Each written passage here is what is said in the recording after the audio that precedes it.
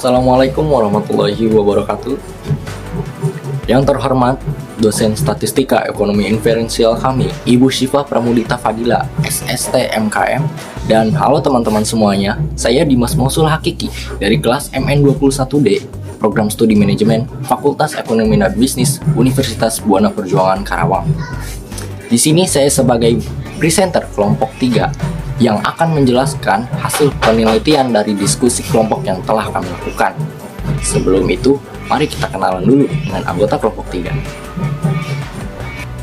Yang pertama ada saya sendiri sebagai presenter. Yang kedua ada Dea Amelia Putri. Yang ketiga ada Eva Khairunisa. Yang keempat ada Muhammad Ja'farul Zain. Dan yang terakhir ada Yulia Nurfadila. Pertama-tama, kelompok kami mengambil penelitian menggunakan metode primer dengan judul Pengaruh harga telur terhadap keputusan pembelian di Kecamatan Telagasari pada bulan Oktober hingga November tahun 2022. Analisis regresi linear sederhana yang menjadi judul penelitian dari yang kami buat sudah memenuhi kriteria yang telah ditetapkan. Di antaranya, yang pertama ada variabel X, yaitu yang mempengaruhi. Yang kedua ada variabel Y, yaitu yang dipengaruhi. Yang ketiga ada objek. Yang keempat ada tempatnya di mana. Dan yang kelima waktunya kapan. Nah, ini dia datanya. Di sini kita perjelas ya. Dari variabel X-nya adalah harga, yaitu rupiah. Dan variabel Y-nya adalah kilogram. Oke, kita lanjut ke bagian persamaan. Jadi, sebelum kita menyelesaikan regresi linear sederhana, yang pertama kita harus kerjakan atau selesaikan adalah persamaannya terlebih dahulu. Persamaan dari regresi linear sederhana yaitu Y sama dengan A plus BX. Di sini sudah ada rumusnya. Kita lihat ada N. N adalah banyaknya data. Lalu N dikali sigma X kali Y.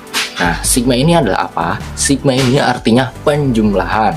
Jadi, cara mencari B-nya dulu adalah N dikalikan dengan sigma X kali Y dikurangi dengan sigma X dikali dengan sigma Y. Lalu dibagi dengan N kali sigma X kuadrat, kemudian dikurangi dengan sigma X yang dikuadratkan. Nah, untuk mencari A-nya adalah sigma Y dibagi dengan N dikurangi B. B-nya dari mana? B-nya yang tadi kita hitung. Nah, kita kalikan dengan sigma X dibagi dengan N. Oke, di sini sudah kelihatan ya hasilnya. Kita lihat ada B sama dengan min 0,598. Untuk A-nya itu ada di angka 25,90. Jadi, Y sama dengan A plus BX adalah 25,90 min 0,59x. Oke, kita lanjut ke bagian koefisien korelasi. Korelasinya adalah R, mencari arah dan kekuatan. Di sini sudah ada rumusnya, yaitu N dikali dengan sigma X kali Y, kemudian dikurangi dengan sigma X dikali dengan sigma Y. Lalu dibagi dengan akar dari N dikali sigma X kuadrat dikurangi sigma X yang dikuadratkan. Dikali dengan N dikali dengan sigma Y kuadrat dikurangi dengan sigma Y yang dikuadratkan. Nah, di sini bisa kita lihat hasilnya, yaitu R sama dengan min 0,8230. Kita cermati dulu tabel ini untuk lebih detailnya ya. Hasil ini bisa kita simpulkan bahwa min 0,8230 itu arahnya ke negatif. Sementara nilainya di sini bahwa min 0,8230 ini adalah korelasinya negatif kuat. Karena hasil dari nilai ini ada di antara angka min 0,5 dan angka min 1. Oke, seperti itu kesimpulannya. Oke, kita ke koefisien determinasi. Barusan kita bahas koefisien korelasi untuk mencari arah dan kekuatan. Di koefisien determinasi ini, kita akan cek, kita akan telaah seberapa kuat sih kekuatannya. Untuk itu, kita coba pahami dulu rumusnya untuk mencari R kuadrat. Di sini, N dikalikan dengan sigma X kali Y, dikurangi sigma X, lalu dikali dengan sigma Y yang dikuadratkan.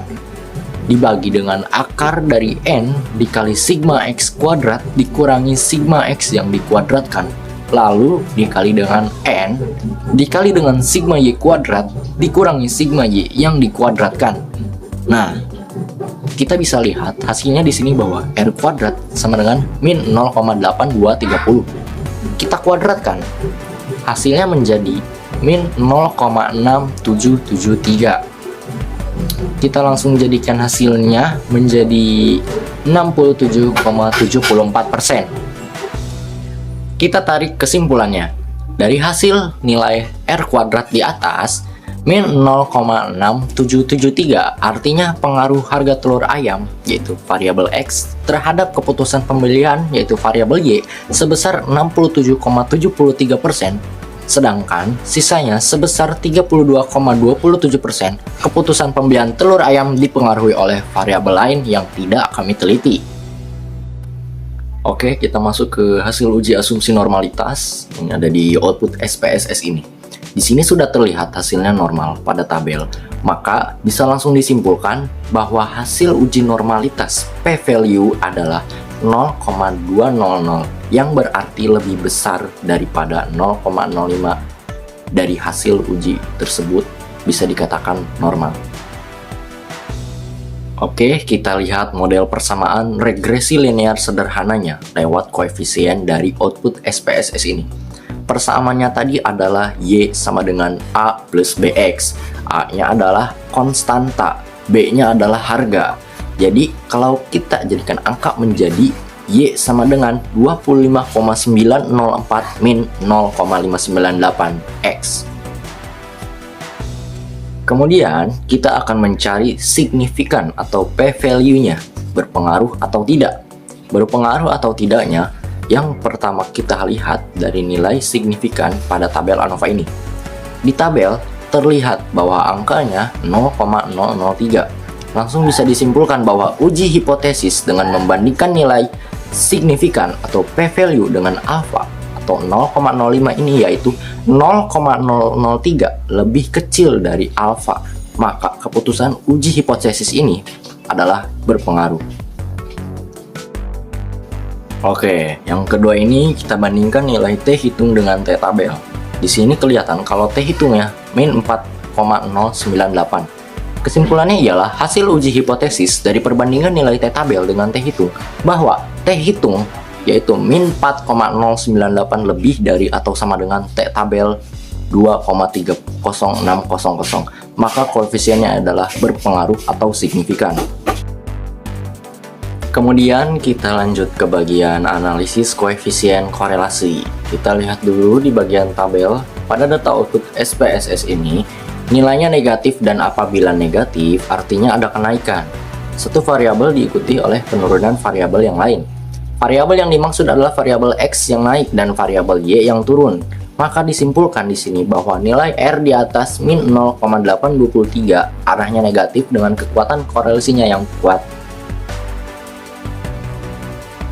Lalu yang terakhir, ada analisis koefisien determinasi. Masih di tabel yang sama, kali ini kita coba lihat R square atau R kuadrat.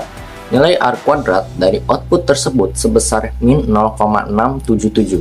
Artinya, pengaruh harga telur ayam, yaitu variabel X, terhadap keputusan pembelian, yaitu variabel Y, sebesar 67,7%. Sedangkan sisanya sebesar 32,3% keputusan pembelian telur ayam dipengaruhi oleh variabel yang lain tidak kami teliti. Mungkin cukup sekian pemaparan presentasi dari kelompok 3 kali ini. Semoga teman-teman semuanya dapat memahami dan semoga bisa membawa manfaat untuk kedepannya bagi kita semua. Terima kasih. Wassalamualaikum warahmatullahi wabarakatuh.